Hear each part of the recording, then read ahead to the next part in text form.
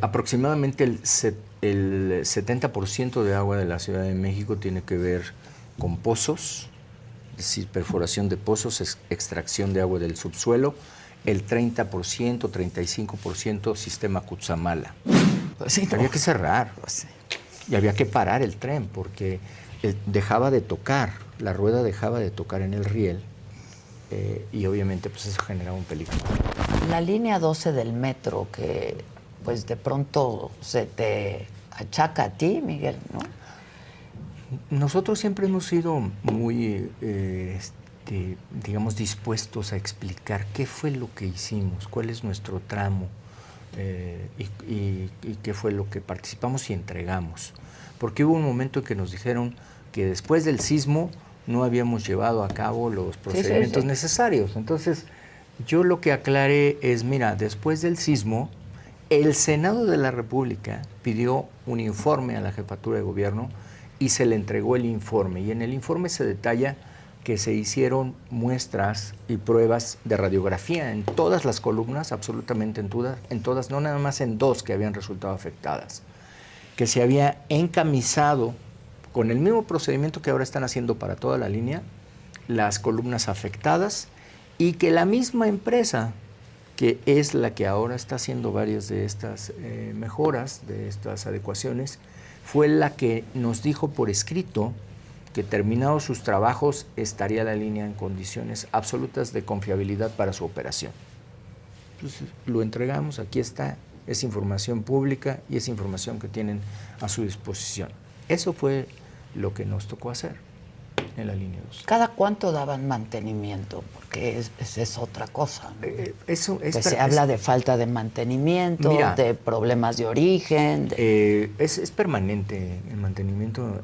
El metro, pues es que las personas no tienen por qué estar enteradas de esto, pero el metro termina a las 12 de la noche su operación.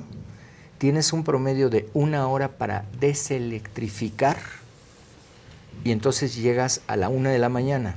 De la 1 de la mañana a las 4 de la mañana tienes que darle mantenimiento. A las 4 de la mañana empiezas a electrificar y a las 5 de la mañana tiene que estar listo. Ese es tu margen de mantenimiento. Porque el resto está operando. Está operando. Es un monstruo. Deben ser, en este momento deben ser yo creo que 6 millones o más de personas las que lo utilizan.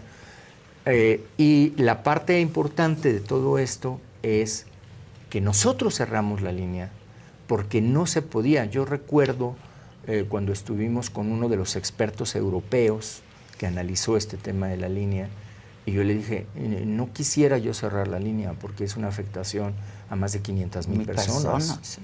Y entonces me dijo, nosotros reparamos el problema que tiene la línea en nuestro país. Lo hicimos en 10 años, nos tardamos 10 años, porque nunca la paramos, nunca la paramos. Y entonces me dijo lo siguiente, me dijo, solamente tiene una diferencia con su problema. Nosotros estábamos a ras de suelo. El riesgo de descarrilamiento era permanente, pero estamos a ras de suelo. Usted está a 20 metros de altura, 15 metros. Entonces, valórelo, porque además el tren que tienen ustedes es mucho más pesado. Entonces, pues ya no había ahí. Pues sí, había que cerrar. Pues sí. Y había que parar el tren, porque dejaba de tocar, la rueda dejaba de tocar en el riel y obviamente pues eso generaba un peligro. Inminente. Inminente. Como sí, Adel. Hay otro problema del que hemos estado hablando aquí pues toda la semana, que es el problema del agua aquí en la Ciudad de México. Tú fuiste jefe de gobierno. Sí. Hay quien afirma que no hay un problema de agua aquí en la Ciudad de México, pero ya había un problema de agua desde que tú fuiste jefe de gobierno. Sí. A ver, ¿qué pasa? ¿Qué está pasando? ¿Qué se ha dejado de hacer? Mira, aproximadamente el 70% de agua de la Ciudad de México tiene que ver con pozos, es decir, perforación de pozos, extracción de agua del subsuelo, el 30%, 35% sistema Cutzamala.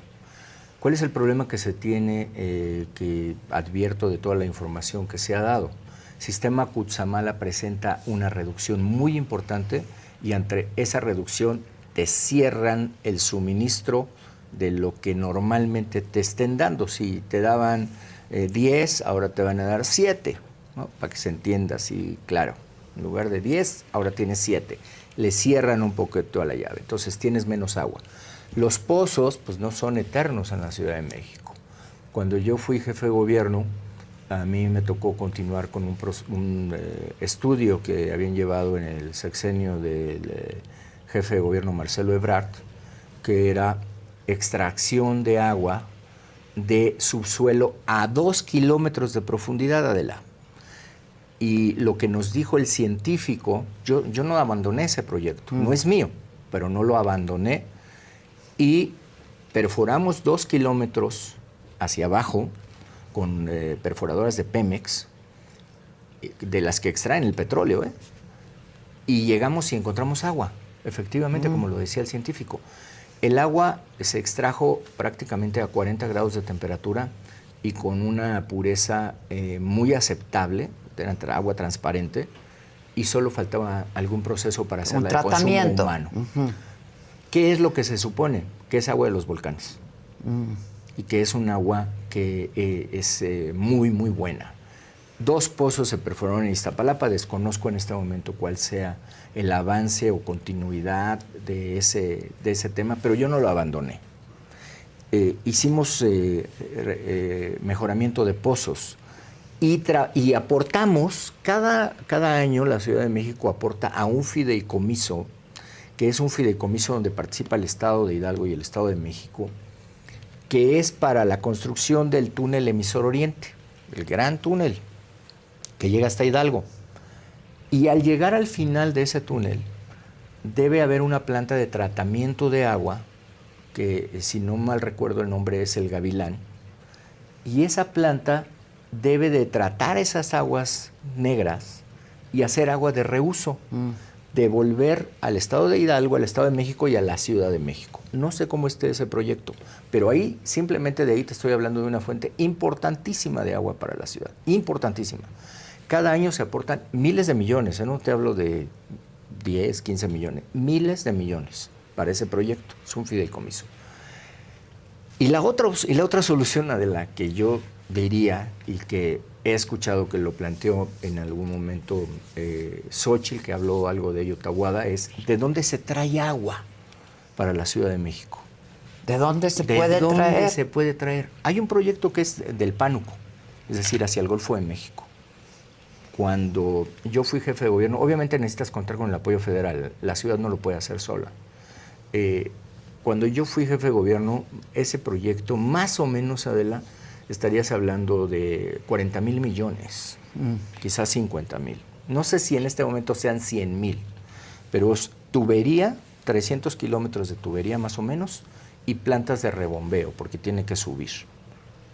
Pero pues si nos podemos gastar 800,000 millones o 300,000 millones en otras cosas, ¿por qué no en darle garantía de suministro de agua a la Ciudad de México? Es más, un caso extremo, que la tuviéramos que traer desde Tabasco, que tiene tanta agua. Pues desde Tabasco lo traes. Yo por eso estoy convencido que la Ciudad de México no se va a quedar sin agua. Aquí es un tema de inversión. De inversión. ¿Por qué no lo hiciste tú en su momento? Pues necesitábamos el apoyo del gobierno federal. Ya. ¿Con qué nos apoyaron? Porque tampoco voy a decir que no nos apoyaron con nada.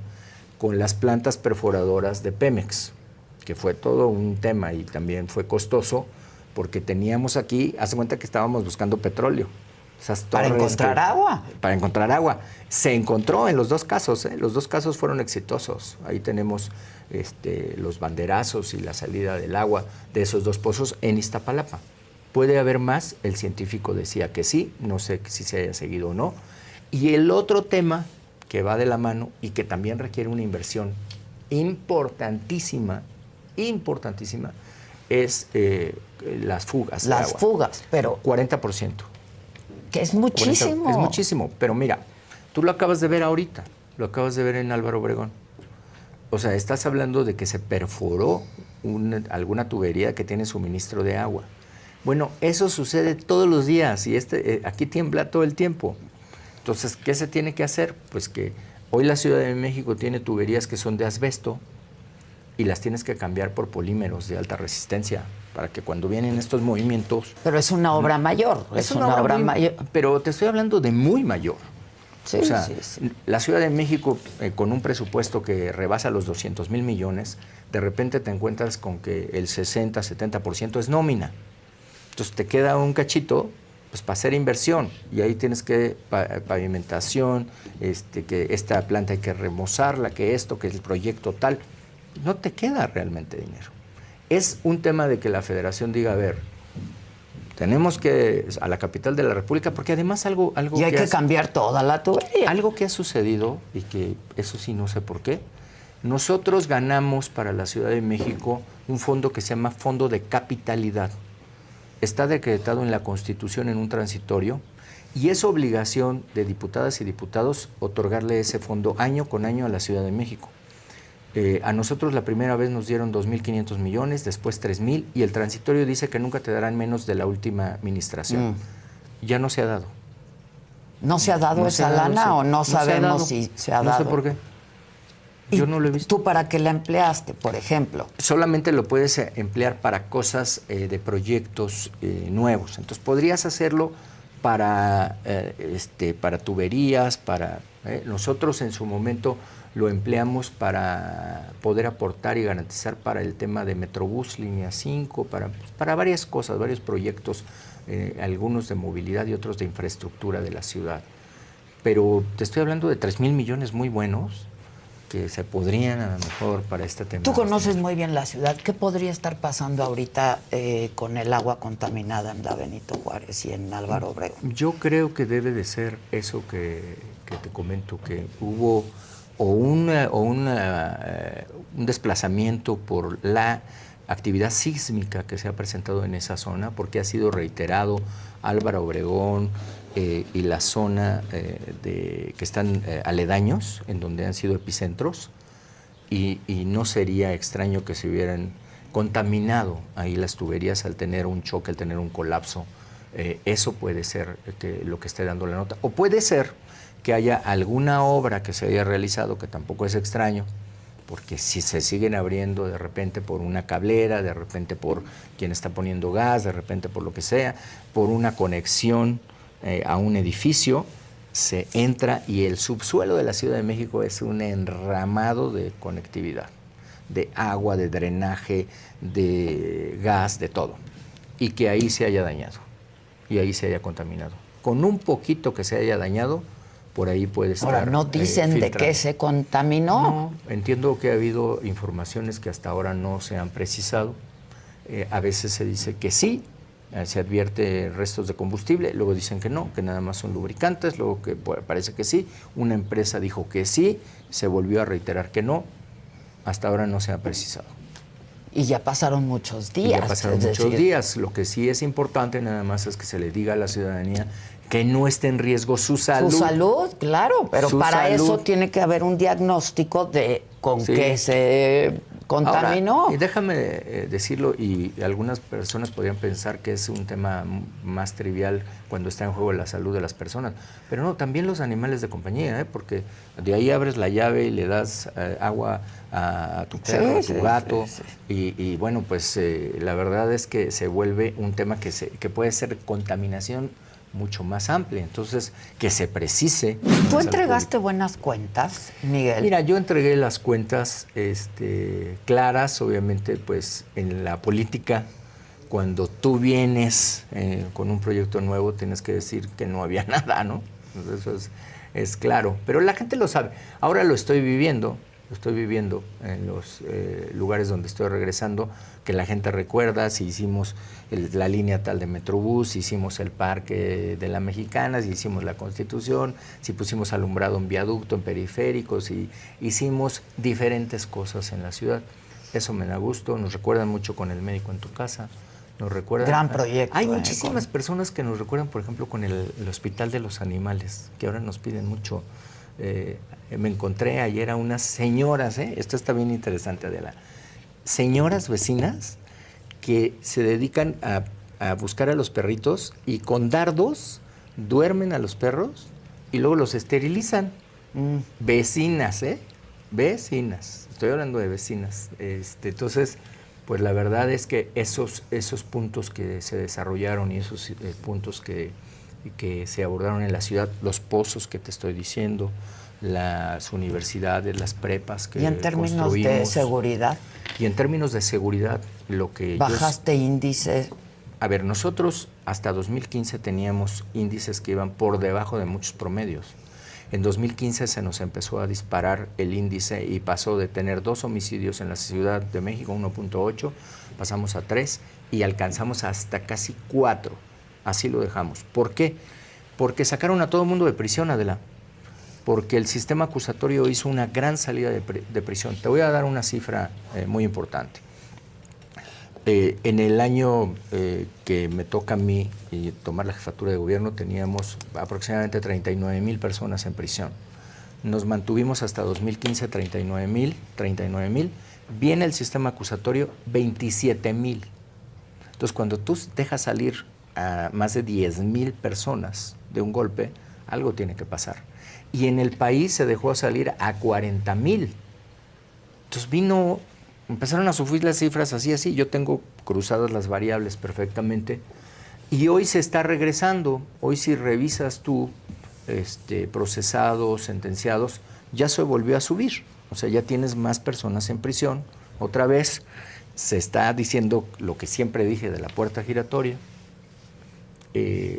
Y bueno, pues se está combatiendo eso. Pero lo que no hemos logrado es que haya una homologación. Hoy tienes tú policías que en estados ganan 5,000 pesos, otros ganan 4,000. Ahora, imagínate un policía que gana 5,000, que tiene una pensión alimenticia del 50%, que tiene un crédito que le quita el otro 20%, y que tiene pues otro gasto porque a lo mejor sacó un coche. Pues ya no le quedan queda 200 pesos. Es una realidad, es una realidad. En fin.